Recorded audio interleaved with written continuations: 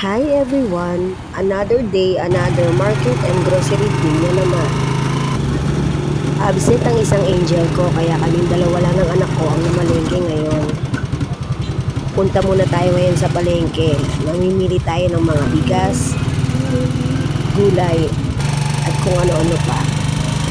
At ito na nga mga naipamili natin sa palengke. Bigas, frozen.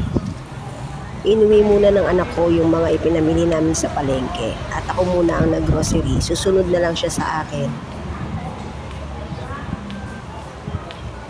Ito naman ang mga naipamili ko sa grocery. Madaming chichirya. At natapos na nga kaming mamili, pauwi na rin kami ngayon.